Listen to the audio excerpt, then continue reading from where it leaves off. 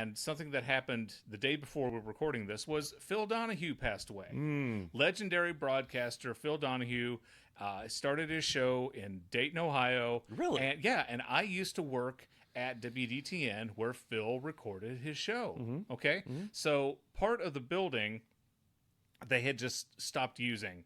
And part of the building they'd stopped using, and Phil Donahue's office was upstairs, okay, in the abandoned part. And every now and then they would go up there and use it for if they needed to shoot something special, if they needed to set up a backdrop or whatever.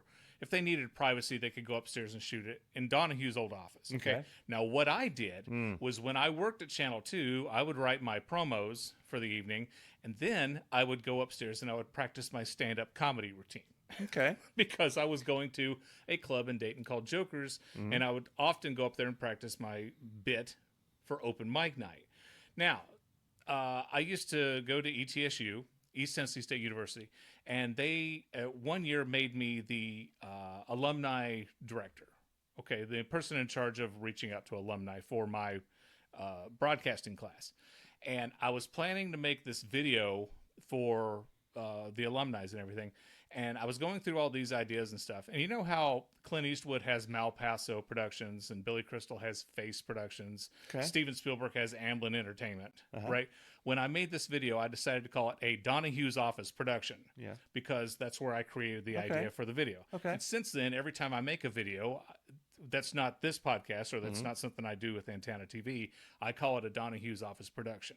So that's my little tribute to Phil Donahue. He was a great guy. If you ever watched him on Letterman, he was fantastic. Donahue, he's trailblazer in interview. Say before Donahue, all interviews were like, "So you've written a book, huh?" Yeah, and yes, I've written a book about the culinary arts of the caterpillar. Tell me about your movie. Yeah. Yeah. And exactly. Donahue would get somebody on stage and was like, "You peed on the seat on purpose, and then you told your wife, quote, you can go to hell." Right.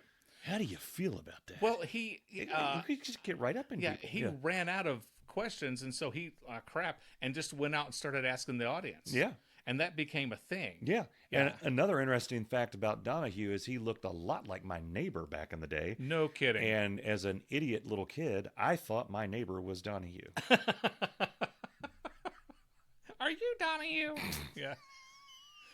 Donahue was married to Marlo Thomas, who was that girl. Yeah. Yeah. Yeah. And she was a cutie. What's Marlo short for? Marlovian. Okay. Yeah, Marlovian Thomas. Marlovian is also so anyway, to all the friends and family of Phil Donahue, may he rest in peace.